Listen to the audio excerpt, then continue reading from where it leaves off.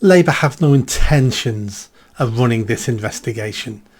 Well, what I mean is they have no intentions of running a decent investigation that gets to the truth. They may run something, but it'll be crap. And what's happening now is they're using the old strategy of delay. Delay, delay, delay. 5 months, can't get a chair. Now this inquiry is falling apart. I don't think Jess Phillips will last much longer.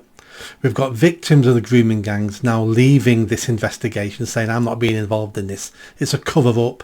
It's the same old crap all over and over again. So what's going to happen? This individual investigation now will collapse.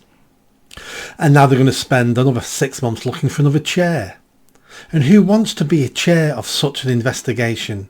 Who wants that when you're being told by Labour politicians, we'll tell you what to look at, we'll tell you what the truth is, we'll tell you what you can publish, we'll tell you. So anyone decent will go, I'm not being involved in this. If they wanted the truth, they should go to Maggie Oliver and say, would you like to run this investigation? You know, you as a detective in the police, you're one of the main voices on this. Do you want to do it? Or ask someone like me, or someone like Raja Mir. Me and him would bite your hand off to do this, because we're in no one's pocket. We would get to the truth. But no, what they're going to do now is wait another 6 months. They'll try to find another chair, they'll try to set up another committee, another investigation, and then that won't work, and then Jess Phillips will be sacked then, and then we need a new minister. We've got to give her a year, or him a year, to find the feet. You found your feet, sets, and next thing you know, general election.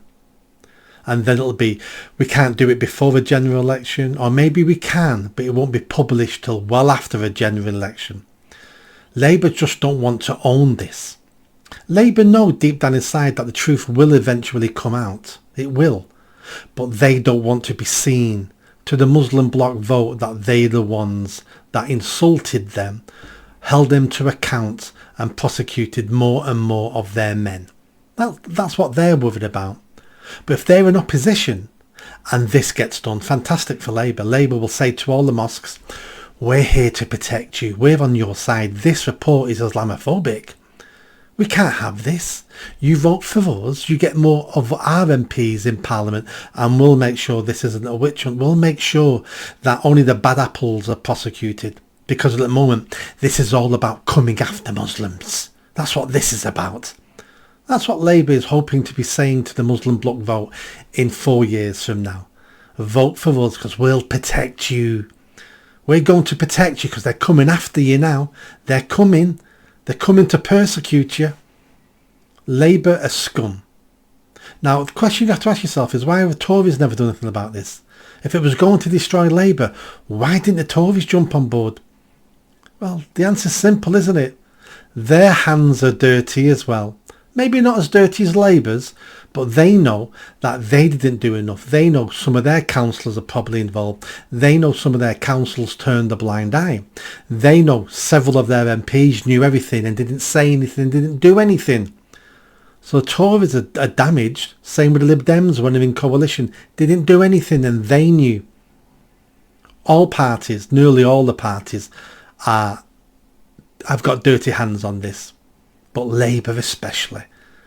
If the truth comes out, and let me tell you what some of the truth is. Some of the truth is Labour councillors were actually involved in the rapes. You know, some have been prosecuted. And we know many more, or we've heard rumours of many more involved. So there's a fact. Another fact is high-level management in councils turned a blind eye.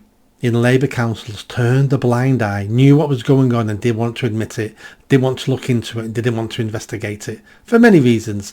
Cowardice, didn't want to be called racist, didn't want community tensions to deteriorate, and didn't want violence on the streets. So they turned a blind eye and sacrificed our girls.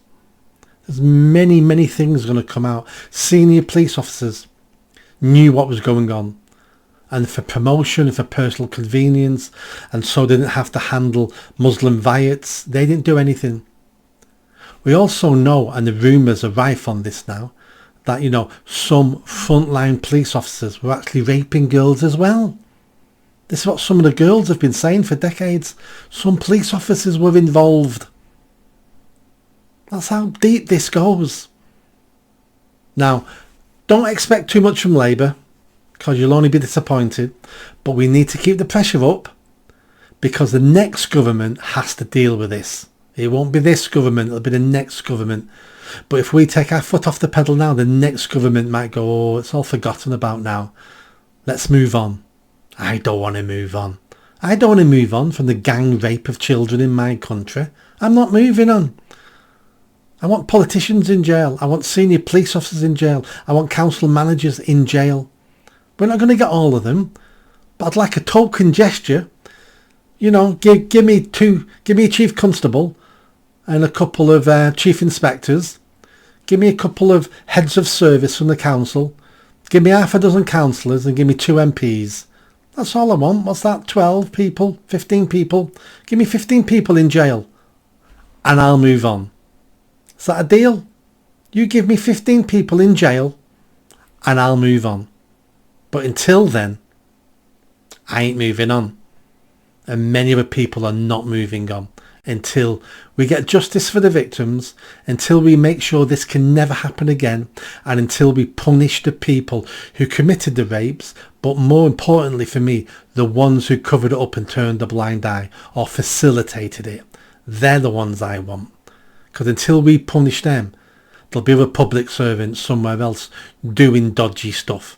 They've got to realise you do dodgy stuff, you'll end up in jail. That's fair enough for me. Fair enough. Please subscribe. See you next time.